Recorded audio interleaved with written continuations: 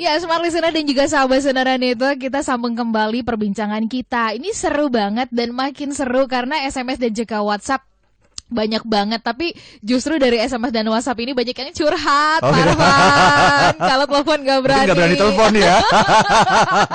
Takut kedengeran. Bahkan ada yang bilang, Mbak jangan sebut nama saya ya.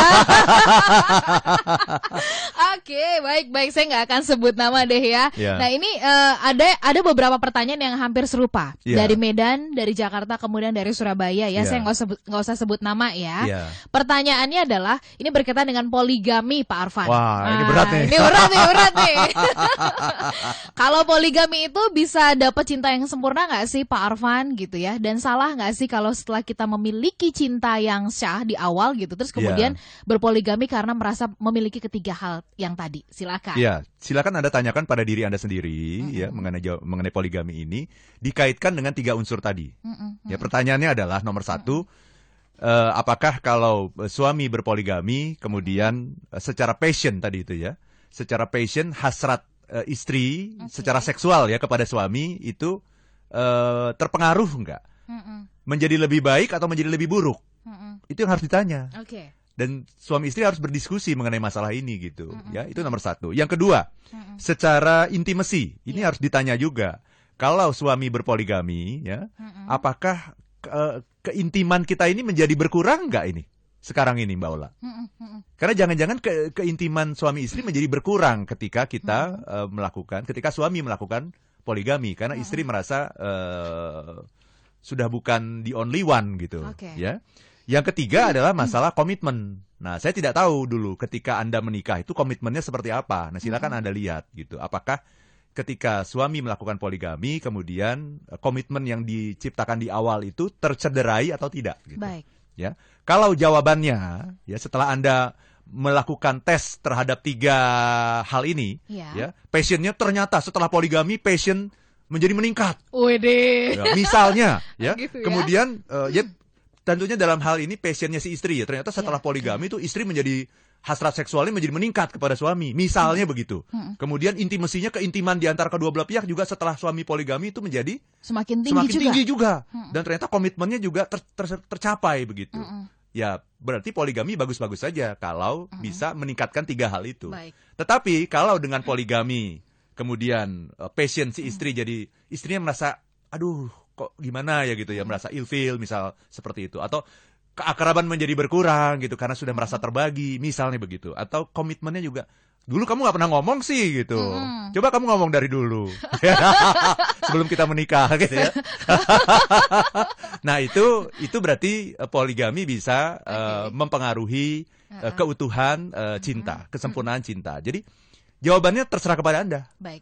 Ya. Baik. Terserah kepada Anda, tapi kalau dalam agama Islam kan poligami dibuka pintunya begitu. Tapi kalau saya meminjam istilah Pak Quraisy Shihab, ini salah satu ulama yang saya kagumi, Pak Quraisy mengatakan poligami itu adalah semacam pintu darurat gitu. Jadi kalau di dalam pesawat terbang itu kita buka pintu darurat ketika keadaan darurat gitu. Kira-kira seperti itu kalau saya meminjam istilah Pak Quraisy Shihab gitu. Tetapi saya kan bukan ahli agama gitu. Jadi saya tidak berpretensi untuk menjawab pertanyaan itu. Tetapi saya kan ekspertis saya di bidang happiness gitu. Ya, jadi jawab saja dengan 3 unsur itu. Apakah poligami itu membuat passion meningkat, intimasi meningkat, dan komitmen meningkat? Kalau jawabannya yes, silakan Anda melakukan. Tapi kalau jawaban no, Anda harus pikir-pikir gitu. Karena ini penting sekali gitu. Hubungan kita dengan pasangan kita itu amat sangat penting bagi kita dan anak-anak kita, jangan salah.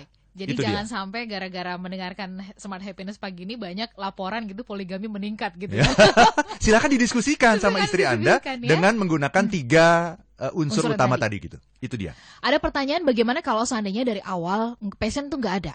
Ya, unsur ketertarikan seksual tuh nggak ada karena memang dijodohkan. Bisa nggak sih ini ditumbuhkan, Pak Arfan, dalam perjalanan pernikahan yang dibangun ini? Bisa. Gitu. Tetapi saya ingin mengatakan gitu, perkawinan yang dimulai tanpa adanya hasrat dan gairah, itu bukan perkawinan yang sehat gitu.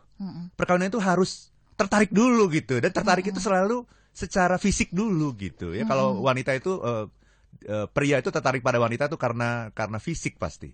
Pasti karena cantik gitu ya. Pasti itu. Nggak ada karena ganteng ya. Itu LGBT namanya. Ini yang berusaha kita lawan ini sekarang ini ya. Kecenderungan yang salah kaprah, yang karena anomali melanggar gitu. hukum alam. Karena melanggar ya, hukum Pak. alam. Apa itu yang melanggar hukum alam? Yang melanggar hukum alam adalah segala sesuatu ya, yang kalau dilakukan oleh semua orang di dunia ini akan membuat dunia ini punah. Itu namanya melanggar hukum alam. Segala sesuatu yang sesuai dengan hukum alam adalah kalau dilakukan semua orang di dunia ini, dunia akan berkembang. Baik. Nah, itu namanya sesuai dengan hukum alam. Jadi sangat jelas gitu kriterianya begitu ya. Nah, kembali lagi kepada ini tadi, pernikahan yang hanya dijodohkan dan sebagainya, tidak ada passion, itu sangat tidak sehat. Tidak ada intimacy lagi, itu lebih tidak sehat lagi gitu. Baik. Jadi namanya hanya cold love. Hanya ya. cinta yang dingin atau Baik. empty love. Baik. Cinta yang hampa gitu. Oke. Apakah bisa ditumbuhkan kemudian? Bisa. Tetapi kedua belah pihak harus menyadari bahwa kita ini udah mulai dengan skor yang masih minim mengenai perkawinan yang sempurna itu. Skornya 0-0 Skornya gitu masih 0-0 banget nih. Nah, yuk kita mulai bangun intimacy, yuk saling ngobrol, yuk berkenalan, yuk dan sebagainya. Kemudian nanti setelah ada intimacy, kali-kali aja tumbuh yang namanya hasrat seksual gitu. Atau yang namanya passion itu. Mungkin akan tumbuh setelah itu gitu. Masa sih setelah jalaran Sukokulino nggak ada cinta yang tumbuh gitu. Betul, ya? tapi poin saya adalah kita harus menyadari dulu gitu bahwa ini kita memulai dengan sesuatu yang sangat tidak sempurna gitu, yaitu empty love itu tadi. Baik. Ya. Pak Arfan, ini ada beberapa pertanyaan yang juga hampir serupa. Ada dari Dini di Jakarta, terus kemudian juga ada smart listener dari WhatsApp yang bertanya soal mempersiapkan pernikahan ya. Mereka tertarik untuk memiliki unsur tiga cinta tadi. Nah, bagaimana mereka menyiapkan pernikahan ini supaya pada akhirnya mereka memiliki ketiga hal ini? Apa yang menjadi poin-poinnya kalau menurut Pak Arfan supaya tercipta? Iya, kalau sebelum pernikahan itu terjadi secara alamiah. Sebelum pernikahan gitu ya. Jadi tertarik dulu secara seksual kok. Sudah mulai memimpikan dia gitu ya. Wow. Iya kan, harus begitu dulu dong, ya kan? Gitu ya? Mikirin dia gitu Ya, dan sebagainya. ya. Itu dulu, itu satu. Siap. Ya, jadi kalau Anda sekarang ini belum menikah, gitu. Ini buat para yang smart listener, sahabat Sonora Network yang belum menikah ya, lihat gitu. Anda sekarang punya ketertarikan nggak gitu dengan lawan jenis? Ya. Nah, kalau nggak ada, itu Anda harus tanya, Anda sehat apa enggak gitu. Apalagi kalau tertariknya sama sejenis. Nah, ini harus dipertanyakan ini kesehatan mentalnya gitu ya. Nomor satu itu. Nah, setelah itu kan biasanya kita mendekati lawan jenis ya. Ya, banyak orang yang cantik yang keren gitu, tapi setelah kita dekati itu, saya juga pernah dulu punya teman tuh keren banget gitu ya. Semua orang tertarik mendekati, tapi setelah didekati ngobrol kok begitu aja gitu. Akhirnya apa? Ya udah, ya tidak ada intimacy, berarti jangan lanjutkan hubungan ke komitmen. Jadi ini sebetulnya bisa kayak tahap gitu loh. Bawalah ya. Nomor satu tahapnya adalah itu dulu. Ketertarikan tadi. Itu dulu, ketertarikan secara seksual, itu namanya passion. Lanjutkan dengan intimacy, ajak ngobrol. Nggak nyambung. Orang ini cantik tapi tidak menarik gitu. Orang yang menarik itu selalu menarik karena dia bisa menciptakan chemistry dengan kita. Selalu ada karena ada intimacy-nya gitu. Nah, baru setelah kita cukup akrab, cukup dekat, kemudian mari kita segera ya melegalkan hubungan ini dengan yang namanya komitmen itu gitu.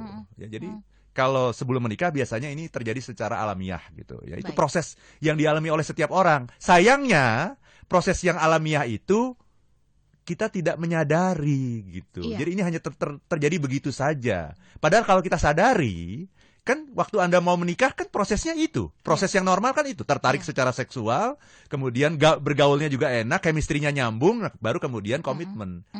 Tapi karena kita hanya menjalani secara alamiah, kita nggak ngerti bahwa ini sebetulnya rumus kehidupan. Nah, setelah kita menikah sekian lama, akhirnya karena kita tidak menyadari ini, perkawinan kita kemudian menjadi berkeping-keping gitu. Selesai begitu saja tanpa sebuah tujuan yang jelas. Nggak gitu. kepengen dong jadi hancur berkeping-keping begitu. Betul, karena itu sadarilah 3 hal ini. Baik. Sadarilah 3 hal ini, bicarakan dengan pasangan Anda, kasih skor. Ya. Dari skala 1 sampai 5. 1 itu artinya sangat tidak puas. 2 itu tidak puas. 3 itu biasa aja. 4 puas. 5 sangat puas. Nah, mulai dari hasrat. Nah, Oke. gimana nih setelah kita menikah sekian lama ini, hasrat gairah kita nih secara seksual nih gimana? Kasih Iya. nilai. Iya. Ya, kemudian intimasi kita bisa nggak ngobrolin hal-hal yang remeh-temeh, ya, bisa nggak kita ketawa bersama dan sebagainya. Kasih nilai berapa dari 1 sampai 5. Dan terakhir adalah komitmen kita gimana ya setelah sekian lama ini ya, meningkat atau berkurang? Kasih nilai, jumlahkan itu. Baik. Ya, kalau jumlahnya 15, minimal jumlahnya itu 12 lah. Itu artinya 4 nilainya. Iya. Ya, kalau jumlahnya di bawah itu, ada yang salah dengan diri Anda, Dan ada yang harus salah dengan segera pertanyaan Anda, dan harus segera. dilakukan perbaikan. Ini gitu darurat ini. Ya. Darurat itu tapi bukan berarti pakai pintu darurat yang tadi ya Pak Bukan, Arfan ya? bukan. Nah, ini salah ya. Salah nih kalau pakai pintu darurat ya. Tapi ini kondisi di mana hubungan Anda rapuh. Kalau nilainya di bawah 4. Dari segi apa namanya tadi? Passion, Passion, intimacy dan komitmen.